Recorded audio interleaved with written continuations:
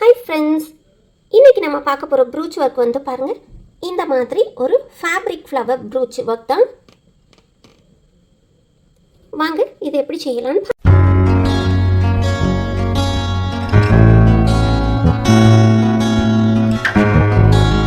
இந்த brooch work செய்ய இந்த மாதிரி ஒரு ஃபேப்ரிக் எடுக்கணும். இது வந்து சாதா காட்டன் ஃபேப்ரிக் தான். நான் வந்து இந்த குட்டி வளையல் ஷேப்பில் எடுத்தேன். ஸோ இந்த ஷேப்பில் எனக்கு வந்து 5 பெட்டல்ஸ் வேணும். ஸோ இந்த மாதிரி ஒரு மார்க்கிங் வச்சுட்டு நம்ம இதை வந்து 5 டைம்ஸ் இந்த மாதிரி ஃபோல்ட் பண்ணலாம். அப்போ நமக்கு ஒரேடியாக கட் பண்ணி எடுத்துடலாம்.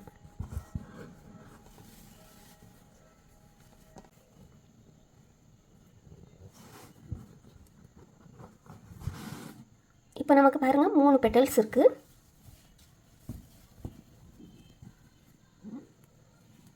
பாருங்கள் 4, அப்புறமா 5. இந்த மாதிரி 5 டைம்ஸ் இந்த மாதிரி ஃபோல்ட் பண்ணிவிட்டு அப்புறம் கரெக்டாக இருக்கும்.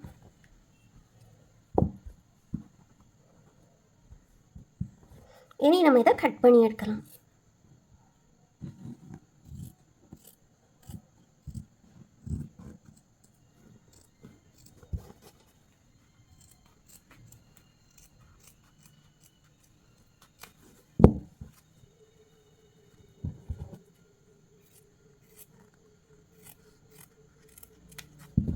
பாருங்கள், இந்த மாதிரி ஒரு 5 பெட்டல்ஸ் 1 2 3 4 5. இனி பாருங்கள், இந்த வளையல் இப்படி ப்ளேஸ் பண்ணிவிட்டு இதுக்கு அவுட்டர் வெளிப்பக்கம்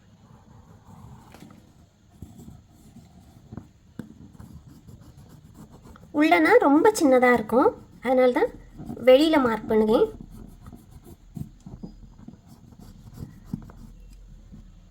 பாருங்கள் இந்த மாதிரி. ஸோ மார்க் பண்ணிவிட்டு எல்லாம் நம்ம ஒரேடியாகவே இப்படி கட் பண்ணிடலாம்.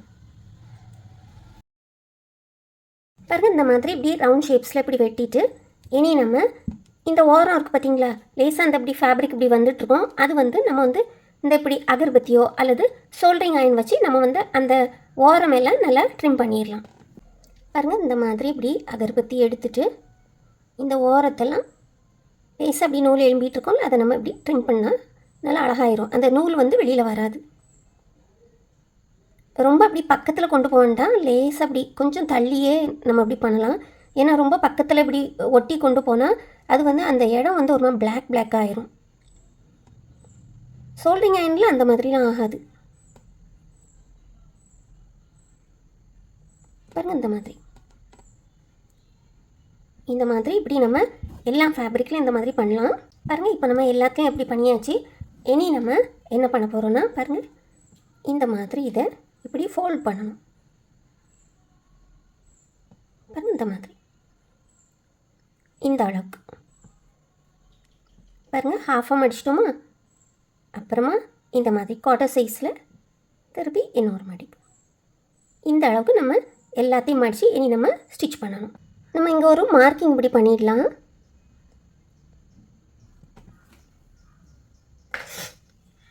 ஸோ பாருங்கள், திருப்பி ஒருக்கா பாருங்கள், இந்த மாதிரி இப்படி ஃபோல்ட் பண்ணிடணும். ஃபோல்ட் பண்ணிவிட்டு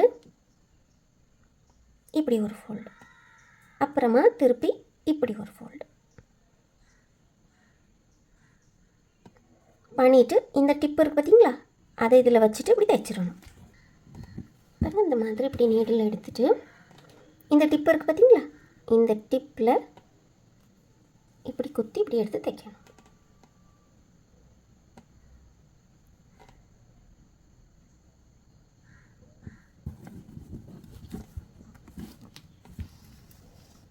ஃபஸ்ட்டில் இந்த மாதிரி சென்டரில் ஒரு தையல். பாருங்கள், இந்த மாதிரி. இப்போ பாருங்கள், மேலே உள்ள அந்த கோன் ஷேப்பில் இருக்குல்ல, அது வந்து இப்படி இருக்குன்னு வைங்களா. இந்த கோன் ஷேப் வந்து இப்படி இருக்குன்னா நம்ம தையல் வந்து எப்படி போடணும்னா, ஃபஸ்ட்டு இங்கே, அப்புறமா இங்கே, அப்புறமா இங்கே. அந்த கோன் ஷேப் இப்படி இருக்கா, ஃபஸ்ட்டு இங்கேருந்து இங்கே தையல் போடணும், அப்புறமா இங்கேருந்து இங்கே இந்த சைடு, அப்புறமா இங்கேருந்து இங்கே. ஸோ இந்த மாதிரி தையல் போடணும். இது மாதிரி 3 தையல் இதில் வரும். ஆனால் ரொம்ப குட்டி குட்டியாக போடணும், அப்போ நமக்கு அதில் 3 தையல் நம்ம போட்டிருக்கோன்னு தெரியாது. அந்த அளவுக்கு குட்டி குட்டியாக போடணும். பாருங்கள், இப்போ சென்ட்ரல் நம்ம தைச்சிட்டோமா. இனி சைடில்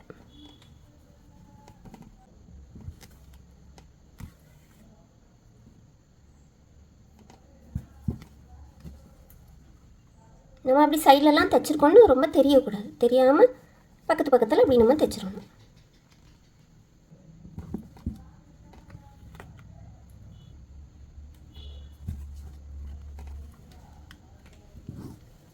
பாருங்க இந்த மாதிரி.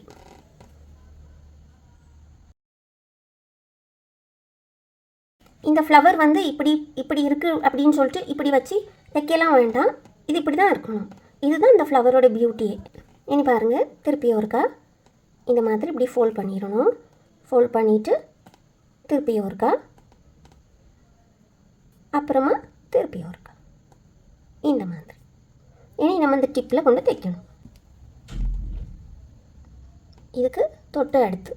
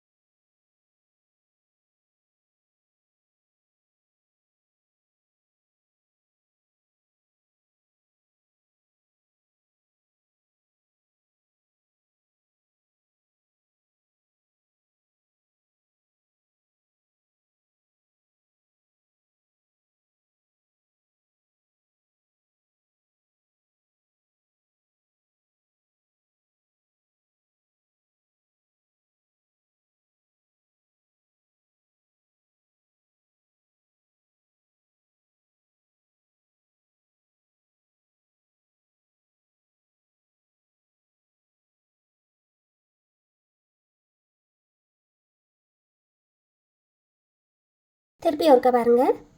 இந்த மாதிரி இப்படி ஃபஸ்ட்டு ஹாஃபை ஃபோல்ட் பண்ணிவிட்டு அப்புறமா மறுபடியும் ஒரு ஃபோல்டிங், மறுபடியும் ஒரு ஃபோல்டிங்.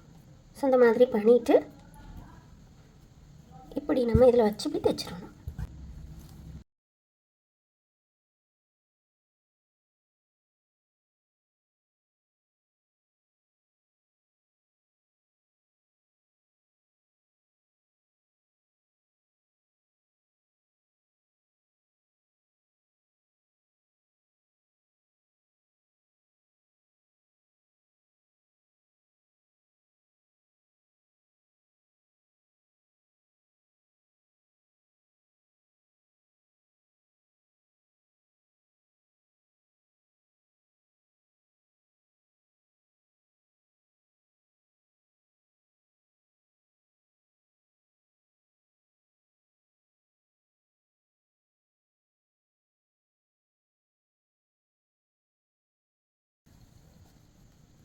பாருங்கள், இந்த ஃப்ளவர் வந்து இந்த மாதிரி இப்படி இருக்கும்.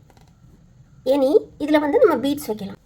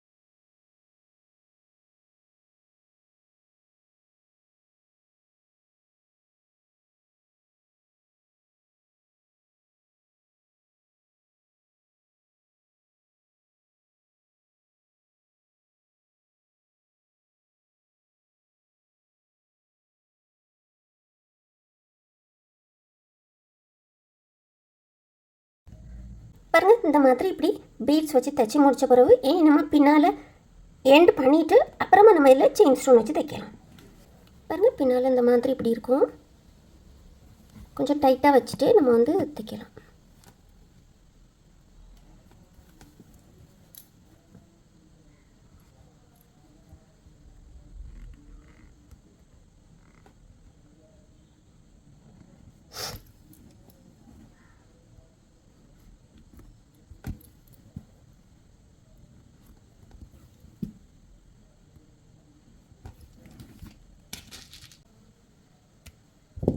இந்த மாதிரி வச்சுட்டு இனி நம்ம இதில் செயின் ஸ்டோன் வச்சு தைக்கலாம்.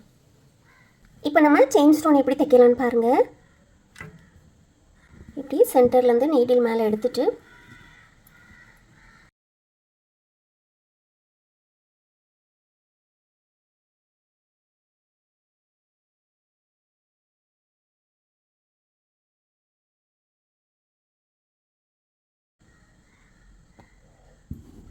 நல்லா உள்ள தள்ளி வச்சுட்டு அப்புறமா இப்படி ஒவ்வொரு செயின் அந்த ஸ்டோன் இருக்குல்ல, அந்த 2 ஸ்டோனுக்கு நடுவில் ஒரு கேப் வரும்ல, அந்த கேப்பில் நம்ம வந்து இந்த த்ரெட் எப்படி கொண்டு போகணும்.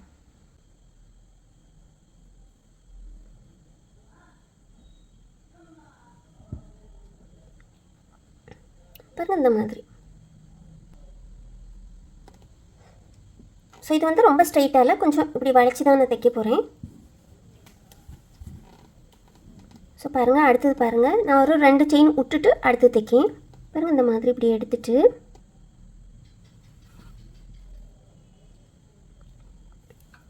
இந்த 2 செயினுக்கு கேப் இருக்குது பார்த்தீங்களா, இந்த கேப்புக்கு நடுவில் நம்ம தைக்கணும்.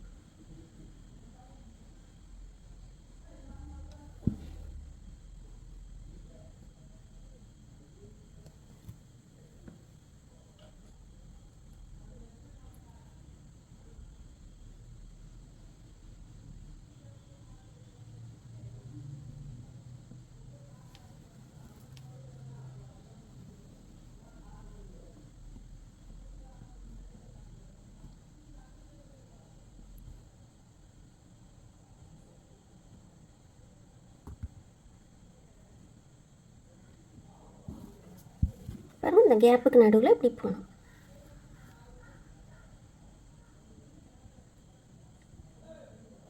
அப்போ இப்படி டைட்டாக அப்படி ஆயிரும். இன்னும் பாருங்கள், இன்னும் ஒரு 2 செயின் தள்ளி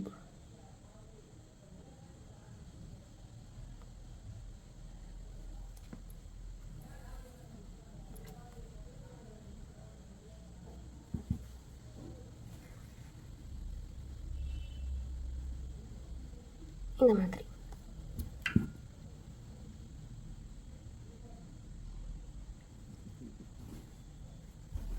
உங்களுக்கு ஸ்ட்ரெயிட்டாக வேணால் ஸ்ட்ரெயிட்டாகவும் தைக்கலாம்.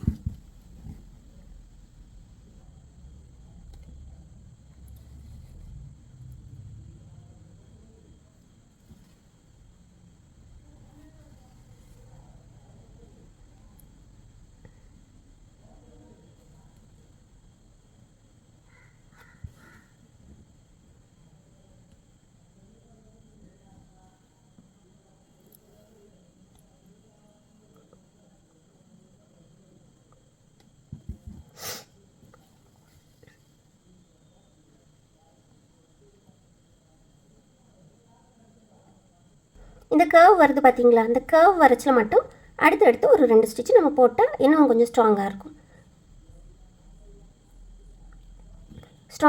அந்த கர்வும் கரெக்டாக நல்லா கர்வ் மாதிரி நல்லா அழகாக இருக்கும்.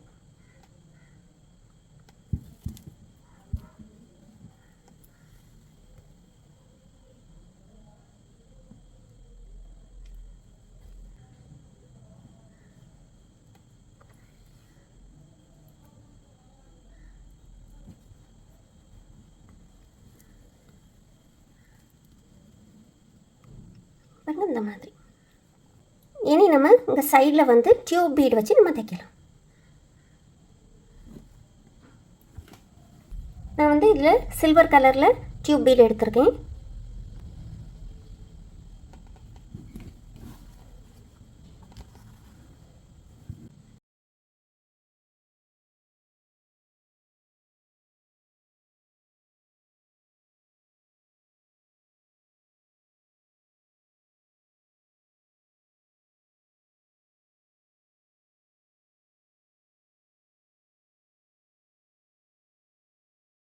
பாருங்க, இந்த மாதிரி நமக்கு ஒரு ஃபேப்ரிக் ப்ரூச் வந்து நமக்கு ரெடி ஆயிட்டு.